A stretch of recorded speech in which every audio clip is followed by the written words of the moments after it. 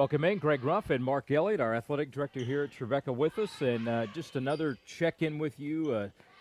We said it before, State of the Union, 1, 2, 3. What's on Mark Elliott's mind in the world of Trevecca sports? Get Greg Ruff a raise. Yeah. Get Greg Ruff more help. And get a lot more money into the program so that we can build the things we want to build. Now, that's the last one is very true.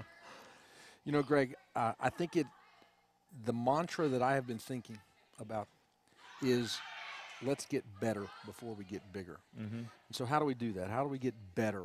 Well, we're investing in our athletes. We want them to be Christian, scholar athletes in that order.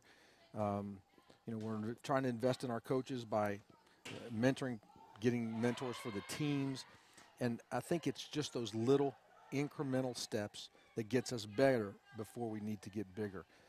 New convocation center, fantastic. That would be great. It would be the icon for the athletic program, and yes, we absolutely want that.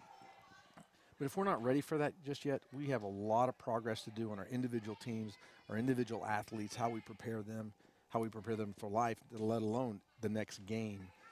And then, we have to win. We have to win. We have to increase our schedule strength, and that comes with increasing the conference priority. And then also we just as we schedule those games, we just have to win.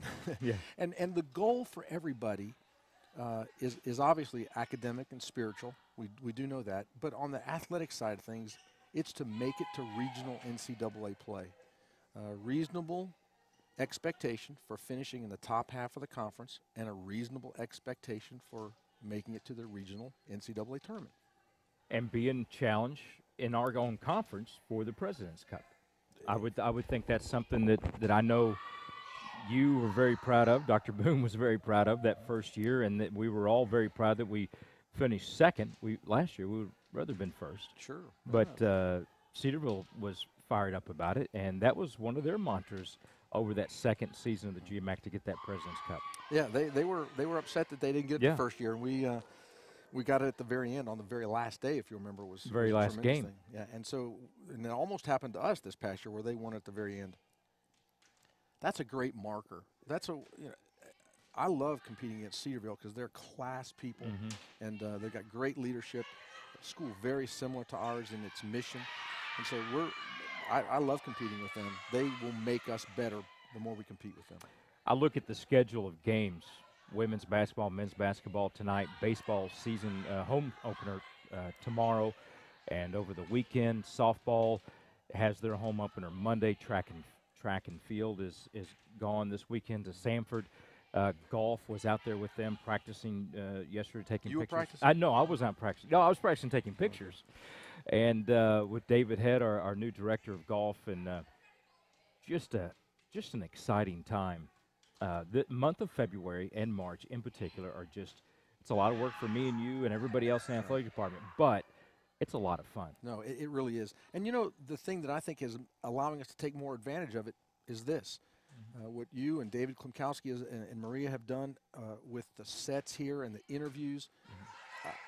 One of the things that is a small takeaway is as we interview more athletes, that can help make them better. Yeah. They're practicing job interviews when you interview them. And this is something that I think puts us ahead of a lot of people in the conference by the way we're doing these kinds of things. And so it's not just what we do on the field, it's some of the things that we're doing behind the scenes, and this is what we're doing behind the scenes to make us better before we necessarily get bigger. But going back to your statement about this is an exciting time, it is. When you have this many student athletes participating well, that's an exciting thing for me.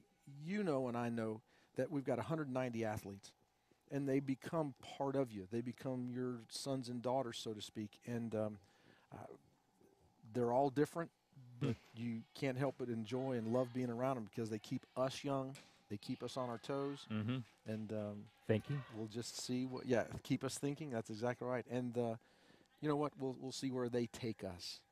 Christian scholar athlete.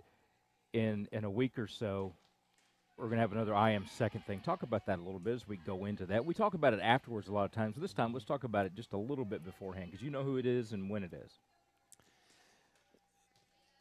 probably, Greg, the most satisfying thing that in the 3 years that I've been here, for me personally, was over Christmas holidays a couple years ago, sitting at my mom's house in East Tennessee and going, how can we speak Christianity, a spiritual life, into these student athletes without being so churchy?